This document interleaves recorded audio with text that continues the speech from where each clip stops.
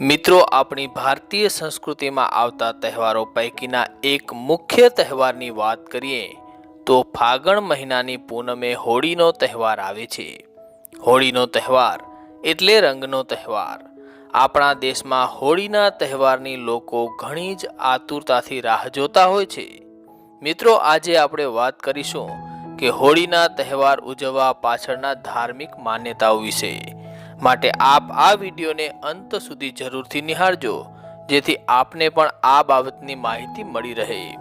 મિત્રો, આપને આ માહિતી પસંદ આવે તો વિડીયોને લાઈક જરૂરથી કરજો અને ચેનલને સબસ્ક્રાઈબ ન કરી હોય તો ચેનલને સબસ્ક્રાઈબ કરી નાખજો, જેથી ચેનલ ઉપર નવો વિડીયો મૂકવામાં આવે તો તેની જાણકારી તમને નોટિફિકેશન મારફતે મળતી રહે. દોસ્તો, ફાગણ મહિનાની પૂનમના દિવસે આવતો લોકપ્રિય તહેવાર એટલે હોળી.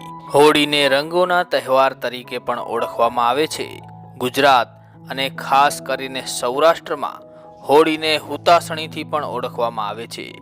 હોળીના બીજા દિવસે ધૂળેટી હોય છે. હોળીના દિવસે સાંજે ગામના પાદર કે પછી મુખ્ય ચોક જેવા સ્થાન પર છાણા લાકડાની હોળી ખડકવામાં આવે છે. ત્યારબાદ બધા જ લોકો વાતે ગાતે ઢોલ નગારા વગાડતા ત્યાં ભેગા થાય છે અને હોળી પ્રગટાવવામાં આવે છે. લોકો હોળીની પ્રદક્ષિણા કરે છે તેમજ શ્રીફળ વગેરે પવિત્ર મનાતી વસ્તુઓથી પૂજન કરે છે. જો કે ભારતમાં વિવિધ પ્રાંતો અને સમુદાયો હોળીની ઉજવણી અલગ અલગ રીતે કરતા હોય છે, પરંતુ દરેકની ભાવના એક જ હોય છે કે હોળી પ્રગટાવીને આસુરી શક્તિનો નાશ કરવો અને દેવી શક્તિનું આગમન કરવું. દોસ્તો, ભારતમાં મનાવવામાં આવતા સૌથી શાનદાર તહેવારોમાં હોળીનો સમાવેશ થાય છે. રંગો અને મસ્તીનો આ તહેવાર આમ તો વિશ્વભરમાં અનેક રંગ રૂપમાં મનાવાય છે, પરંતુ હિન્દુ ધર્મમાં હિન્દુઓ માટે પૌરાણિક મહત્વ પણ ધરાવે છે. હોળી આપણી સંસ્કૃતિમાં હોળીને લઈને અનેક દંતકથાઓ પ્રચલિત છે. પ્રદેશ અને વિવિધ વિસ્તાર મુજબ અલગ અલગ કથાઓ છે. તેમાંથી 4 પ્રમુખ કથાઓ છે જે વધારે પ્રચલિત છે. તેના વિશે આજે આપણે જાણકારી આપવાનો પ્રયત્ન કરશું. માટે આપ સર્વે વિડીયોને અંત સુધી જરૂરથી નિહાળજો અને હજુ સુધી લાઈક ન કરી હોય તો લાઈક જરૂરથી કરી નાખજો. દોસ્તો, પ્રથમ પૌરાણિક કથા જે સૌથી વધુ પ્રચલિત છે તેના વિશે વાત કરીએ તો તે છે ભક્ત પ્રહલાદ અને હિરણ્યકશ્યપુની કથા. હોળીની માન્યતા પાછળ સૌથી પ્રચલિત આ કથા છે. જે કથા મુજબ એક સમયે શક્તિશાળી રાક્ષસ રાજા હિરણ્યકશ્યપુ હતો કે જેઓ પોતાને ઈશ્વર માનતો હતો અને તે ઈચ્છતો હતો કે લોકો તેની પૂજા કરે, પરંતુ તેના જ દીકરા પ્રહલાદે તેમને ભગવાન માનવાની ના પાડી દીધી હતી અને તેઓ એટલે કે પ્રહલાદ ભગવાન શ્રી હરિ વિષ્ણુની પૂજા કરવા લાગ્યા હતા. ઘણી વખત સમજાવ્યા બાદ પણ જ્યારે પ્રહલાદ ન સમજ્યા તો હિરણ્યકશ્યપુએ પ્રહલાદને મારી નાખવાની એક યુક્તિ વિચારી.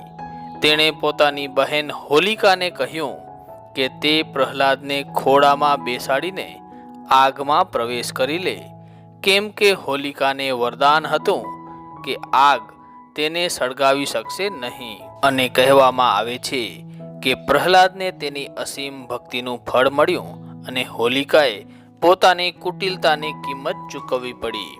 તેનો મતલબ એ છે કે આગમાં હોલિકા બળીને ખાક થઈ ગઈ અને ભક્ત પ્રહલાદ ભગવાન શ્રી હરિ વિષ્ણુની કૃપાથી બચી ગયા.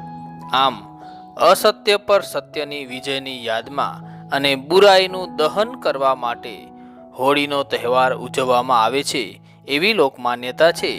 ત્યારબાદ બીજી એક કથા વિશે વાત કરીએ તો હોળીના તહેવારનો સંબંધ રાધા અને કૃષ્ણની પ્રેમકથા સાથે પણ છે. વસંતમાં એકબીજા પર રંગ નાખવાની તેમની લીલાનો એક અંગ મનાયો છે. ત્યારબાદ આ પરંપરા બની ગઈ અને કદાચ એ જ કારણ છે કે મથુરામાં ફૂલોથી પણ હોળી રમવામાં આવે છે. ત્યારબાદ વધુ એક પૌરાણિક કથાના અનુસાર જ્યારે કંસને એવી જાણકારી મળી કે શ્રી કૃષ્ણ ગોકુળમાં છે તો તેમણે પૂતના નામક રાક્ષસીને ગોકુળમાં જન્મ લેનારા દરેક બાળકને મારી નાખવા માટે મોકલી હતી. પૂતના એક રાક્ષસી હતી અને તે સુંદર રૂપ ધારણ પણ કરી શકતી હતી અને મહિલાઓ સાથે સારી રીતે વાતચીત પણ કરી શકતી હતી. ગોકુળના ઘણા બધા બાળકો તેમનો શિકાર બની ગયા હતા, પરંતુ ભગવાન શ્રી કૃષ્ણ તેમની સત્યતા જાણી ગયા હતા. તેમણે દૂધ પાન કરતા સમયે જ પૂતનાનો વધ કર્યો હતો અને કહેવામાં આવે છે કે ત્યારથી જ હોળીનું પર્વ મનાવવાની શરૂઆત થયેલ હશે. ત્યારબાદ અન્ય એક પૌરાણિક કથાની વાત કરીએ તો એક કથા શિવ અને પાર્વતીની પણ જોવા મળે છે. પાર્વતીજી ભગવાન શિવ સાથે લગ્ન કરવા માંગતા હતા, પરંતુ તપસ્યામાં લીન ભગવાન શિવનું ધ્યાન તેમની તરફ ન હતું. તેવામાં પ્રેમના દેવતા કામદેવ આગળ આવ્યા અને તેમણે ભગવાન શિવ પર પુષ્પબાણ ચલાવી દીધું અને ભગવાન શિવની તપસ્યા ભંગ થવાથી ભગવાન શિવને એટલો ગુસ્સો આવ્યો કે તેમણે પોતાની ત્રીજી આંખ ખોલી દીધી હતી અને તેમના ક્રોધની અગ્નિમાં કામદેવ ભસ્મ થઈ ગયા હતા. ત્યારબાદ શિવજીએ પાર્વતીને જોયા.